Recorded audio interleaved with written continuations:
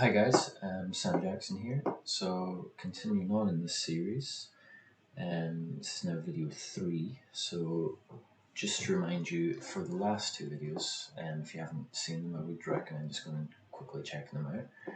But what I started with was just doing a simple comparison between EA Studio and MT4.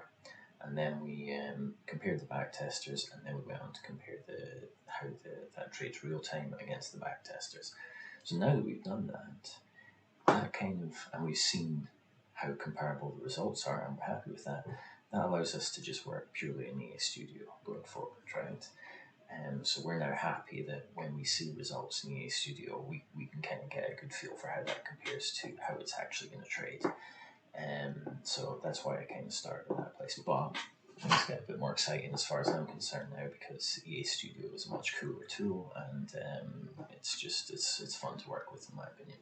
So what I'm going to do today is just a kind of quick example to just show how we can kind of test some things, maybe do some filtering, and just come up with some robots that we think would be good for testing for the following month, for next month, and then actually kind of forward testing that in EA Studio to get the results instantly. So if we would have been profitable or not. So in order to do this, what I'm using this is actually Pecco's pool here, okay? And so I can see here, I'm going to use this single collection here because I can see the date on that was the 3rd of April. So that was about a month ago. And that's perfect, because what I want to do is I want to use this collection and then come up with the robots that I think will be good for the following month, and then test that instantly in EA Studio if we would have been profitable or not. Okay, so I'm going to upload that collection. I'm going to use this. This is data I've just simply basically exported from my Duca's copy MT4, and that's what I'm going to use.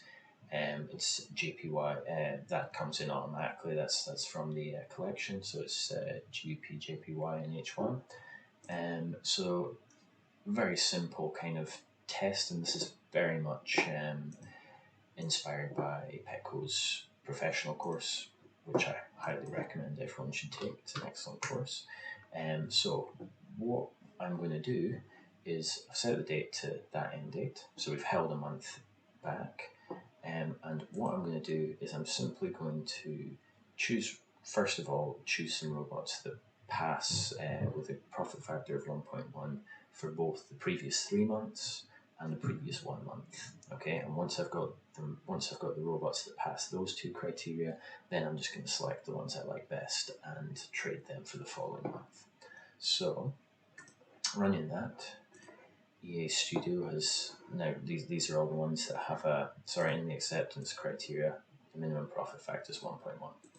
So there's 49 out of that 100 that have had a profit factor of 1.1 in the last 3 months, and a month back, of course. But I'm going to just add a minimum count of trades. So I'm going to say 3 a month seems reasonable, seems sensible to me. So I want those robots to also have averaged about 3 trades a month. So we're down to 19 out of 49. I'm just going to press this delete button, and that's going to get rid of all the rest. Then I'm going to very quickly change that date. Now, in the previous video, as I showed, what I've done here is in the same way. If you remember, I'll just show this very quickly.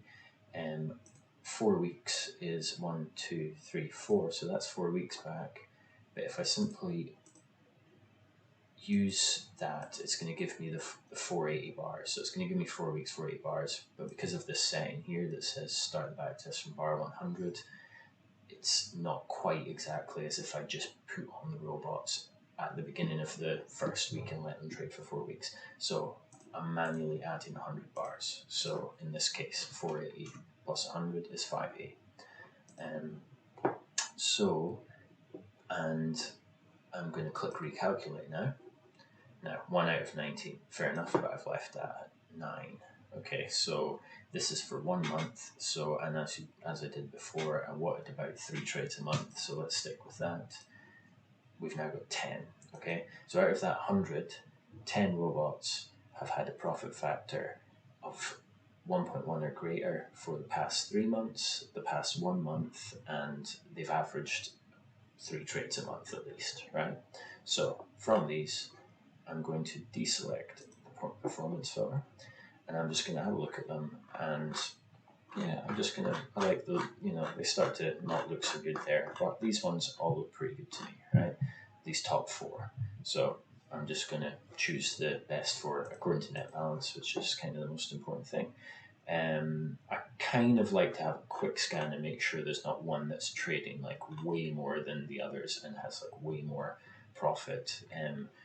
Double's fine, but sometimes you can get ones that have got very small profit, one that's got like 5 to 10 times as much, and I try and make it a little bit more balanced. But in this case, I can see that they're all, they're all pretty reasonable. So I'm going to trade them, and that's me selected the 4 ones I like the best look of, and I've added them to portfolio. So that's now showing me them as a portfolio for the previous month, right? Now I want to see how they would have traded next month. So a mock kind of test here. I'm going to change this date now to a month ahead, and I'm going to just click recalculate. Perfect. And so we can see here we've got a great equity line. This is, we know how this would compare. It wouldn't be exactly the same as real trading, but it's a very, very good indication that the results would be pretty similar. And so looking at this, I'm just going to take note of this actually. So just to show you something, so I'm just going to take a very quick snip of this.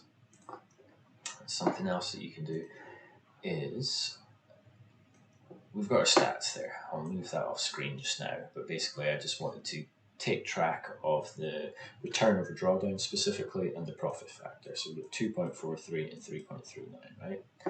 So maybe we could have just chucked all the robots on and we would have done just as well, right? Let's have a look at that. We can test that out.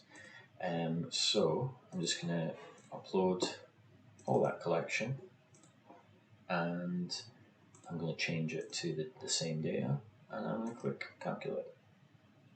Clearly it's been a pretty good month for these robots for JPY. However, we can have a look, and we can see that we've certainly, with that filtering, made quite a big improvement. 1.19, 1.37, whereas 3.37, 2.43. So, it's max consecutive losses 2, max consecutive losses 7. It's, we have, I'll get rid of that. So it has been worthwhile kind of doing that filtering. Plus we on a real account, I just want to trade a handful of robots really per pair personally. So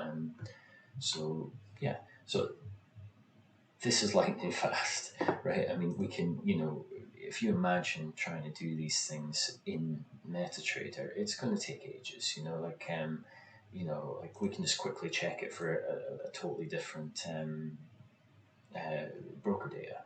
We can do little tweaks and just quickly get answers, and that's kind of the beauty of EA Studio. So in this video, I've obviously just used Pecco's robots, and there's nothing wrong with that at all. So Pecco provides hundreds, probably thousands even, of high quality robots in both the pool and the regular courses in this packages. And you can stop there. You can use those robots. You can make profit in practicing how to select the best robots, right? But next, in my next video, what I'm going to do is, if you're like me, you maybe want to play around with generating your own robots. I enjoy it, and I'll show you kind of a bit of quite a quick, easy way to use EA Studio to come up with your own reactor settings. So just to play around with the settings a bit, play around with the Monte Carlo, and maybe tweak the stop loss and take profit limits, and just see the effect and kind of get a good feel for if those have been an improvement to the reactor settings, or no change, or actually it's made things worse. And so yeah, that's probably going to take out the next few videos to show that. It is quick and easy, but I'm trying to keep these videos kind of nice and bite-sized. So yeah, that's what's to come next week. So till then, happy trading.